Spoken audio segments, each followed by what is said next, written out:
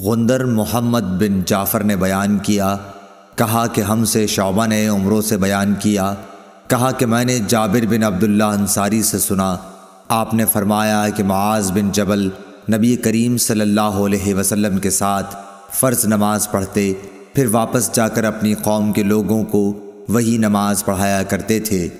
ایک بار عشاء میں انہوں نے سورہ بقرہ شروع کی، مقتدیوں میں سے ایک شخص نماز توڑ کر چل دیا، معاذ اس کو برا کہنے لگے۔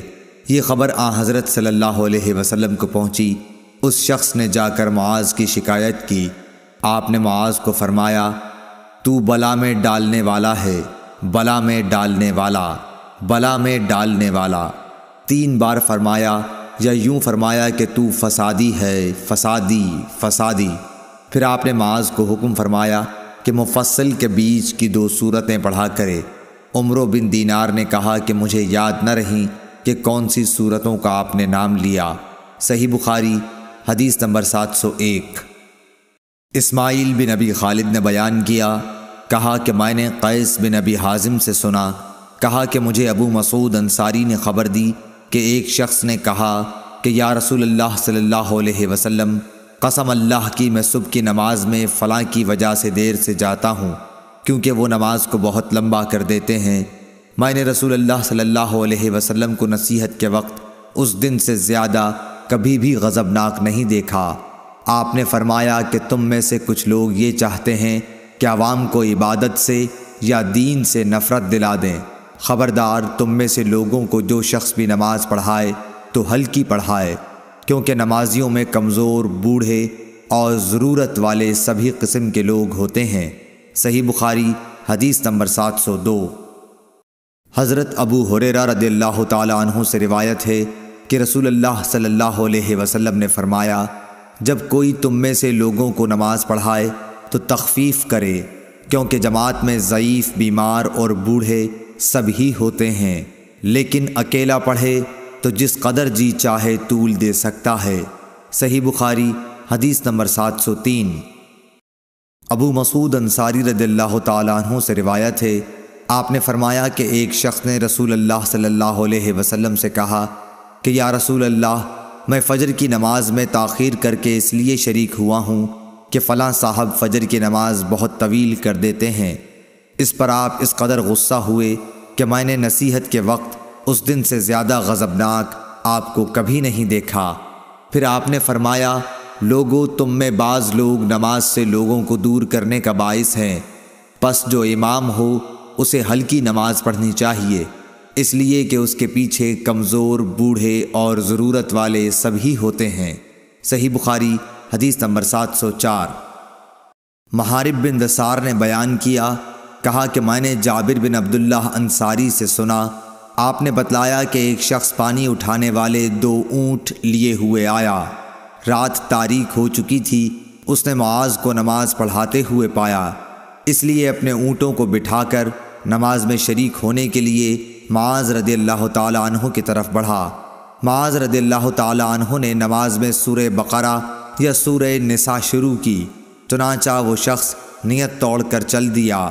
پھر اسے معلوم ہوا کہ معاذ رضی اللہ تعالی عنہ نے تجھ کو برا بھلا کہا ہے، اس لیے وہ نبی کریم صلی اللہ علیہ وسلم کی خدمت میں حاضر ہوا اور معاذ کی شکایت کی۔ نبی کریم صلی اللہ علیہ وسلم نے اس سے فرمایا، معاذ، کیا تم لوگوں کو فتنہ میں ڈالتے ہو؟ آپ نے 3 مرتبہ فتان یا فاتن فرمایا۔ سبح اسم ربک الاعلی والشمس وضحاها واللیل اذا یغشی سورتیں تم نے کیوں نہ پڑھیں؟ کیونکہ تمہارے پیچھے بوڑھے، کمزور اور حاجت مند نماز پڑھتے ہیں۔ شعبہ نے کہا کہ میرا خیال ہے کہ یہ آخر جملہ کیونکہ تمہارے پیچھے علق حدیث میں داخل ہے۔ شعبہ کے ساتھ اس کی مطابقت سعید بن مسروق، مصر اور شیبانی نے کی ہے، اور عمرو بن دینار، عبید اللہ بن مقسم اور ابو زبیر نے بھی اس حدیث کو جابر کے واسطے سے بیان کیا ہے کہ معاذ نے عشاء میں سورہ بقرہ پڑھی تھی، اور شعبہ کے ساتھ اس روایت کی مطابقت اعمش نے محارب کے واسطے سے کی ہے۔ صحیح بخاری حدیث نمبر 705۔ انس بن مالک رضی اللہ تعالیٰ عنہ سے روایت ہے کہ نبی کریم صلی اللہ علیہ وسلم نماز کو مختصر اور پوری پڑھتے تھے۔ صحیح بخاری حدیث نمبر 706۔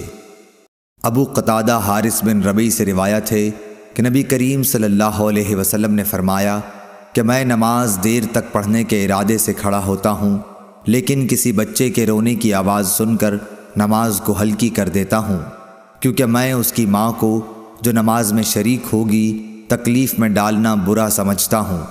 ولید بن مسلم کے ساتھ اس روایت کی مطابقت بشر بن بکر، بقیہ بن ولید اور ابن مبارک نے اوزائی کے واسطے سے کی ہے۔